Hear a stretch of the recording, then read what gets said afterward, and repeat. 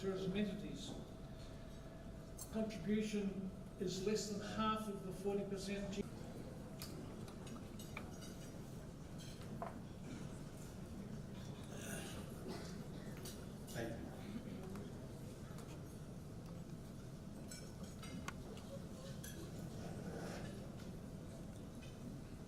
And the Honourable Minister for Industry, Trade, Tourism, Local Government, Housing and Community Development, trustees of the Fiji Tourism Awards, chair of the organising committee of the awards, tourism industry stakeholders, ladies and gentlemen, Bula Vinaka, and a very good evening to you all. Ladies and gentlemen, Your Excellencies, this is far from the first time I've had the pleasure of addressing you all at our Excellence in Tourism Awards. And I see many familiar faces here this evening. I do always try and find the time to be here because tonight we recognize excellence in an industry that has outstanding importance to the strength of our growing economy. Our economic growth is what is responsible for the new roads that carry travelers to your resort destinations, the newly redeveloped Nadi Airport that lands such a magnificent first impression on all those who visit Fiji, the schools that graduate talented Fijians, many of whom go on to succeed in our tourism sector, and the wide range of services that have vastly extended across the country, bringing opportunity to ordinary Fijians, communities, and enterprising individuals such as yourselves. It is the success of Fijian tourism that makes so much of that possible. But the contribution from tourism in Fiji is more than dollars and cents.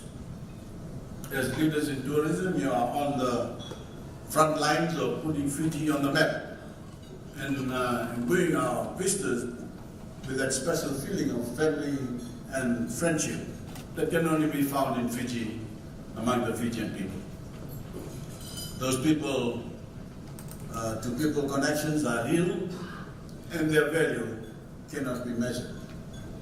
They extend all across the world, where treasured moments live on in the memories of all those who have spent time with us, whether they were visiting here in Denarau, in Suva, Taveuni, or any other beautiful destinations we are blessed to call part of our country.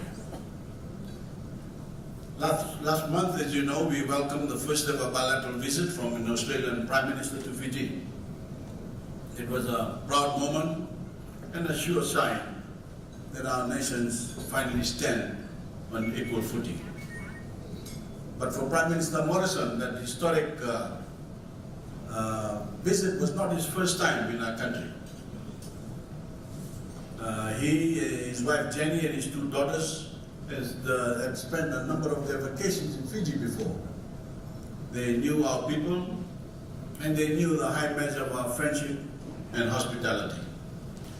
And I know for a fact that for Prime Minister Morrison personally, his vast experiences with Fiji, with his family, were a major reason why he was so passionate about working with me to reimagine our relationship and deepen our bilateral ties. And now we officially family through the new aptly named Vuvale Partnership between Fiji and Australia. A partnership rooted in our shared values of family and friendship.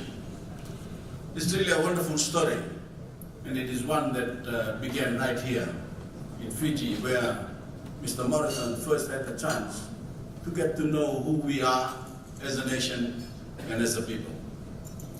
And that story goes much the same way for the hundreds of thousands of travelers who visit us every year and return home with an understanding and affinity for all that defines who we are as Fijians. Now I know that every traveler enjoying a drink on a beach here in Denarau won't go on to lead the nation, but who knows? Regardless, the love each of our visitors find for our country shows us the tremendous power of the people-to-people connections that can be built through this industry.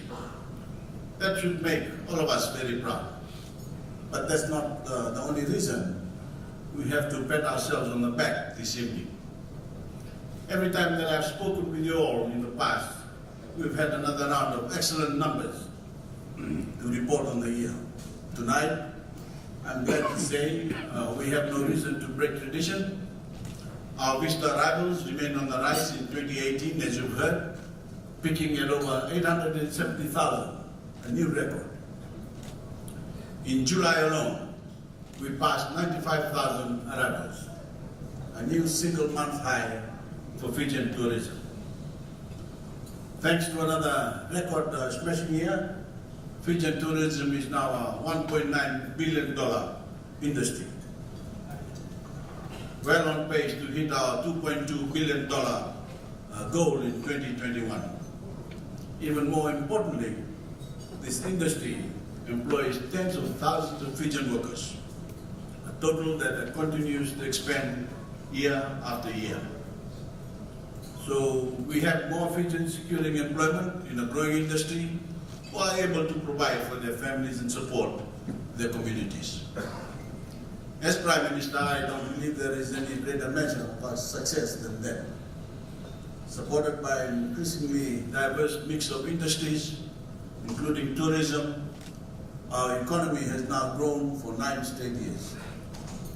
We now sit on the cusp of a decade of unbroken growth, breaking the record stretch we set last year. A decade of development, driven by a decade of excellence in Fijian tourism. Tonight, we raise the bar even further as we celebrate innovation, sustainability, and service delivery across your industry.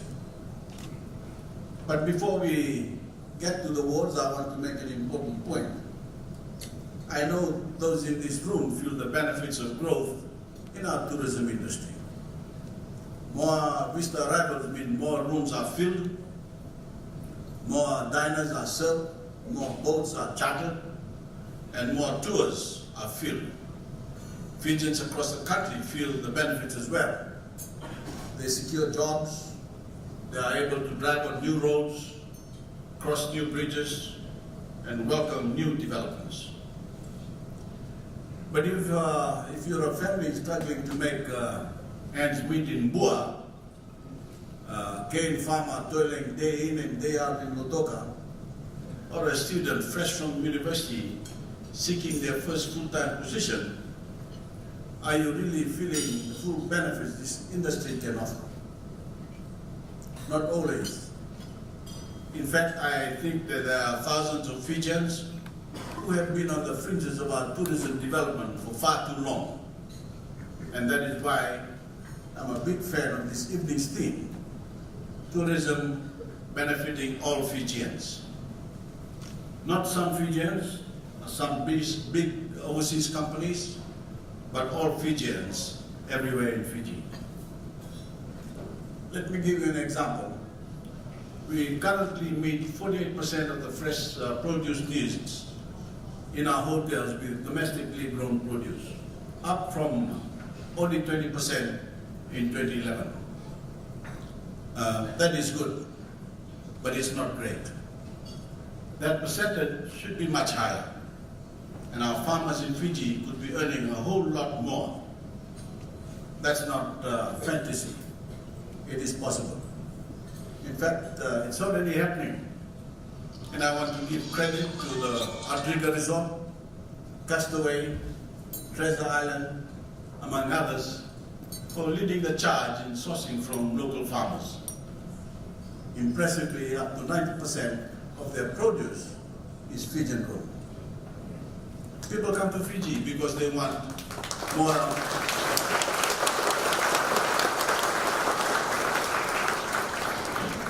People come to Fiji because they want more than just another beach and another cold beer. You can get that in any number of vacation destinations. What our visitors crave claim it to be immersed is the genuine and authentic experience we can offer. They want the history, they want the culture, they want to spend time with and learn from our people. They want a Fijian experience, top to bottom. From the meals they are served, to the excursions they embark upon, to the mures they can call home throughout their stay. Which do you think our visitors would prefer? A typical dinner made up of a boatload of imported ingredients, or a meal prepared by ingredients sourced from Fijian farmers, perhaps by produce under our new Fijian organic brand? I think that answer is obvious. There's only one way to truly offer a fully immersive Fijian experience, and that is by tapping the ingenuity and the ambition of our people. When you partner with a small or micro-tourism enterprise in Fiji, you bring your guests one step closer to that real, rewarding Fijian experience they ask for. As those in this room know, tourist markets are fast evolving, and the winds of fortune will not favor the generic or the mundane. By working to fit our local tourism operators in your value chain, you give yourself that competitive advantage that your business and in this industry, you will leave your guests with that inescapable feeling that they've enjoyed a special experience among a special people that can only be found in a special country like Fiji. But when I say benefiting all Fijians, I don't only mean in here and now. We need to think bigger than the present day over the longer term. And that means protecting and preserving the health of our natural environment. I want to recognize all of the tourism operators, and we have many, who are fully committed to the preservation of our mangroves, forests, reefs, shorelines, and all of the flora and fauna that collectively make up our ecosystem. I know many of you personally, and I know the lengths you will go to ensure development does not come at the expense of the health of our natural environment. Your government shares that passion and commitment. We know, as the vast majority of you know, that the healthy natural environment is the very bedrock on which this industry succeeds. Our environment is not some endless source of beauty and bounty. It is a limited resource, and it must be protected. Ladies and gentlemen, I've been alarmed by recent cases of apparent breaches of environment protection here in Fiji. And I want to repeat that such breaches should be met with the full force of the law.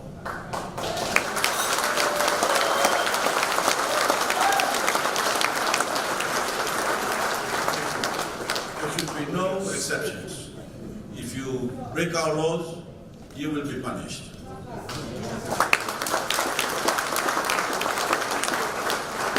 We will soon be rolling out an environmental hotline where Fijians can report abuses of our environment wherever they see it happening.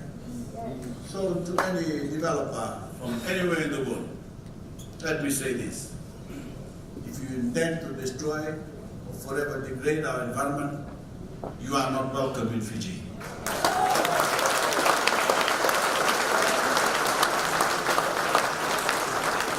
I assure you, our hospitality is hard and fast limits, and we don't take kindly to anyone who violates our laws. No matter the size of your development, no matter how grand the promises you carry with you may be. Last year, I spoke about how the number of tourists nearly matched the number of people living in Fiji. And this year, we came even closer to passing that threshold.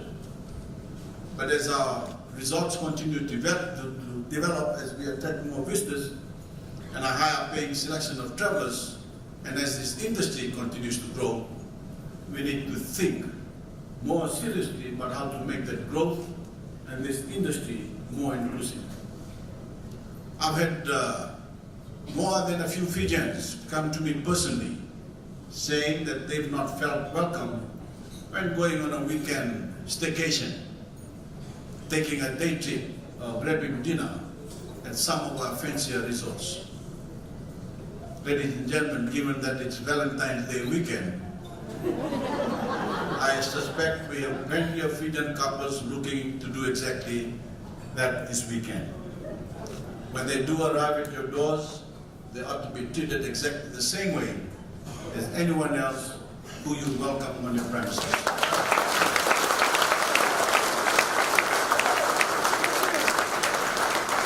Because as businesses in our country, you must be open to all of our people all the time. They deserve the same level of service, they deserve the same level of attention, and they certainly deserve to feel welcome at resorts in their own country. Full stop.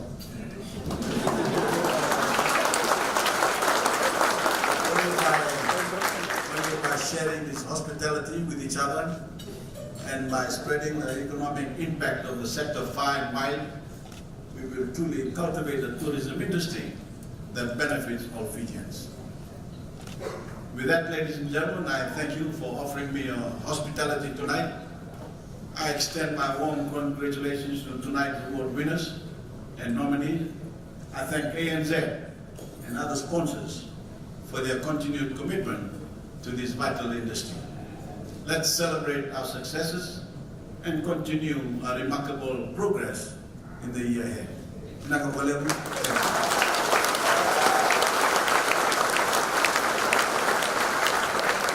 Some of the other topics of the day were camouflaging the Western Records Yard outside Singatoka.